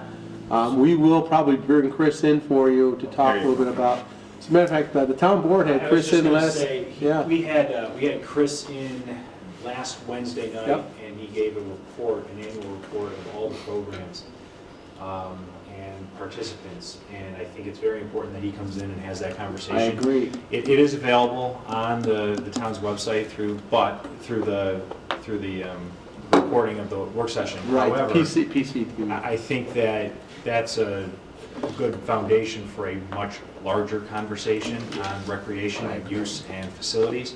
So We'll bring when him in. when the master plan, rec plan is sort of finalized, they have the tallies from the surveys, and, Chris will come in, I think, and provide you sort of what he provided to us, and I think it'll be, we were pleasantly surprised by how many participants there are. I mean, over 13,000 participants in, Said he had like 1,174 programs or something this. well, 120 new programs year over year, but about 600 total programs.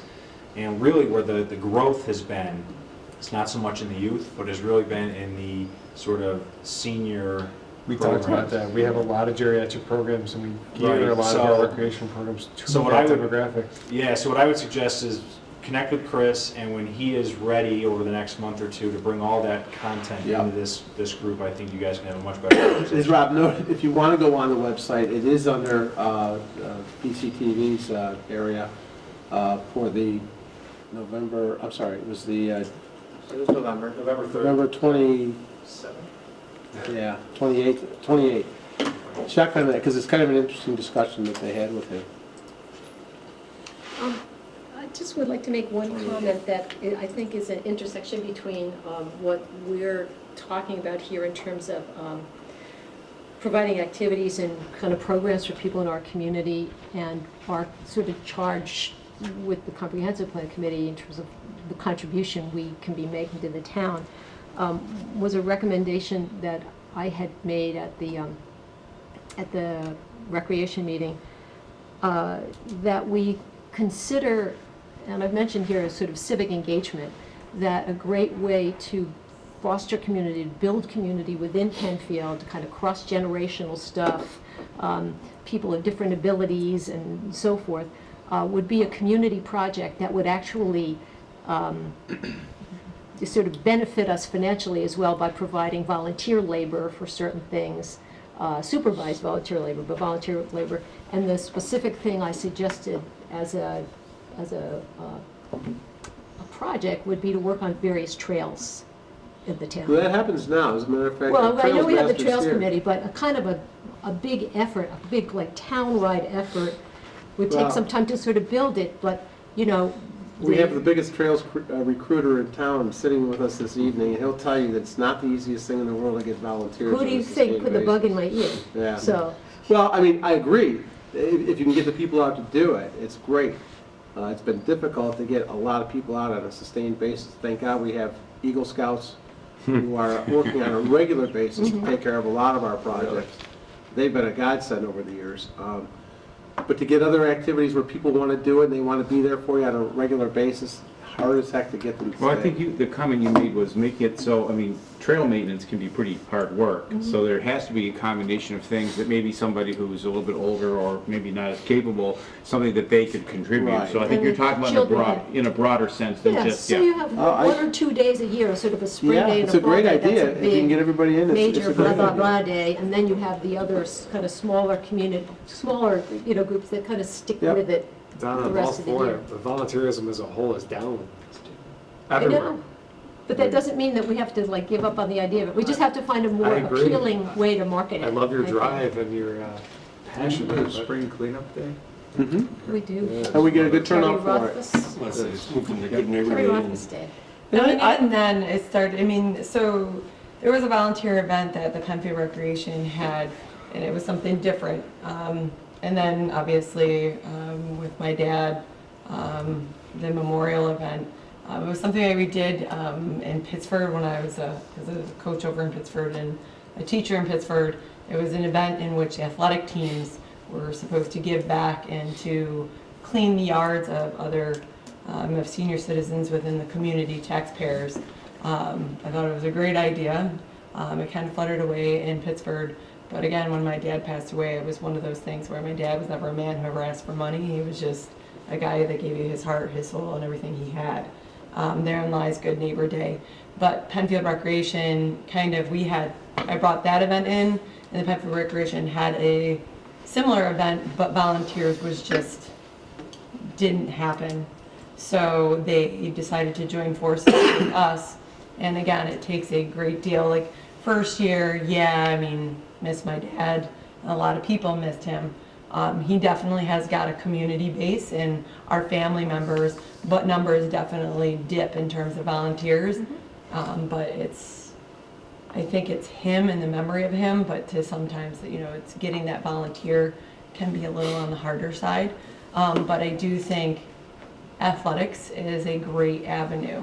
I've reached out to Pete Chambeau, but those athletic teams and having them come in and give that community service day. But I think tying into something and something that kind of, it helps. Yeah. It truly does help because, like I said, it kind of, everybody wants to give back, but in the grand scheme of things, to say that even though it is an event in memory of obviously my father, everybody's lives in like their own yards and finding time to clean out their own yards and do this or that kind of wears on them. But it needs something more than just that volunteer thing, to get them like off and running, and more importantly, maintain it from year to year. Well, I think also we should definitely be capitalizing on the interest in Shadow Pines while it exists. And so if that was our test balloon, some trails there. There are 1,700 followers on the Save Shadow Pines page. Not all of them were local, that sort of thing, but you saw the turnout at the election for that. Clearly, there's interest. So I think that we could, you know, again. A lot of Shadow Pines was driven, a lot of that was driven with the social media events and people getting the word out.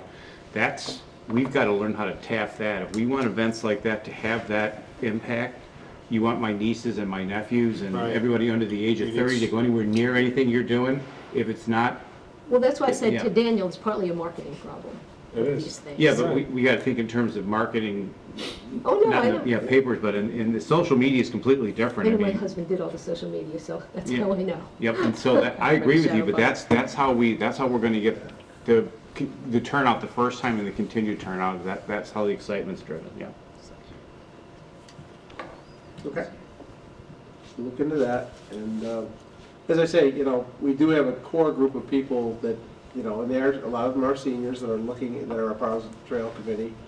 They could be obviously the coordinators for the younger people that have to do the work that's necessary to keep these things going. So there could be interaction among the two groups with no problem.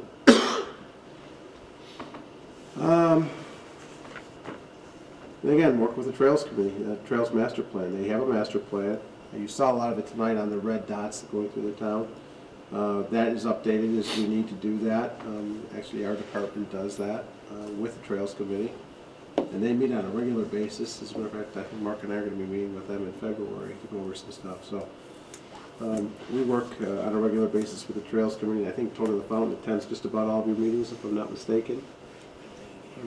So there is good interaction there. Collect recreation fees through development to support recreation programs. I don't know if all of you know this or not, and I'm sure you do, because you do the same thing we do, I would think. But for every unit that's built in Penfield, whether it's multi-residential or single-family or duplexes, those people have an option. The option is either provide recreation facilities to accommodate your proposed buyers, or provide us with a $1,000 recreation fee for each unit that's constructed at the time that you get your C of O. So we do collect money on a regular basis for most units, because generally speaking, developers don't build playgrounds and parks and basketball courts anymore the way they did earlier. So they do pay that fee. That fee then goes into the fund to determine what kind of rec programs we have. If we need to purchase lands for parks, that type of thing, it can come out of that fund. That fund's used for a lot of things as it all relates to recreation. It's dedicated to recreation activities. So that will continue on. That will not change. It's something we can either keep or just let it be discharged, because it's just a normal operation for the town of Penfield. The number 4, work with the school districts and community organizations to provide residents access to school and community facilities. As you can imagine, the town board and the town supervisor meet on a regular basis with the school district. Mark and I meet with their technical people on a regular basis, Mark Sansucci and Al McNiff, others just to work in unison. We have in the past even shared equipment to make sure that their needs are met, our needs are met on various projects. We've done work for them as contractors. So there is a lot of interaction going on back and forth with the school district. Is that also with Webster School District? Webster as well? Yeah, but not as much. I mean, in Webster, we have a very good relationship with the town of Webster. I'm sure our highway departments share equipment as needed. You know, they'll provide us with equipment. We provide them with equipment as necessary. But we do have a good relationship with the town of Webster. It's just that it's kind of remote from where you see their offices versus Webster's offices. But certainly as issues occur, for instance, if development's occurring in the Webster School District, we provide them with all the materials for that project so they know what they're looking at. Mm-hmm. I know it's going to come down here later on, but a big thing you might not think of as being a big issue for school district is somebody comes into Penfield and wants to build a daycare facility. It's really important for them to know about the daycare facility, because they have to provide bus service to that community, that daycare. So it's important for them to know all the development that's occurring And certainly, they're always interested in commercial development because commercial development provides them with income, and they don't have to provide any service for commercial development, so they're pretty happy about that when a new commercial building is Yeah, but constructed. you're comfortable with the current arrangement with Webster School? Very much so, Okay. yeah, very much so. We have a very good ongoing relationship with all the school districts that we deal with. Just trying to think of anything else I can throw at you. You know, we do certain things, I mean, with the pool project with the high school, that was a joint project in some respects. I mean, we provided them with some ability to be able to build that pool, and their locker rooms and that kind of thing. We provide services for them to maintain their parking lots as they need it, that kind of thing. So there is a good relationship with that district in particular. And then monitor and address the recreation needs of the community as they evolve. And I think what we're going to do is we're probably going to have Chris come in and talk to you about that one evening and kind of go through the entire process as to what he does and how he interacts with the school districts. And I know they do a lot between their fields, and I know he has swimming programs in the summertime at their pool. So there's a lot of activity that goes on, and I'm sure he's going to be able to elaborate on that quite a bit. Yeah, I'm interested in him being able to talk a bit about the projections because of the increase in the age of the population and you know. We'll try and get him in here for the very next meeting so it doesn't become a back burner issue. I think we should talk about it and get it over with and Okay. get you as much information as possible.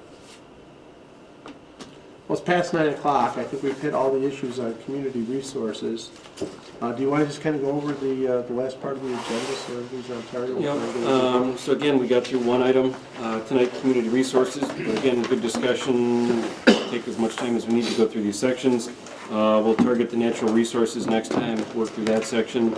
In the meantime, today was the last day for submittal for information on the Shadow Pines submittal for requests, so now that that's complete, we'll compile that.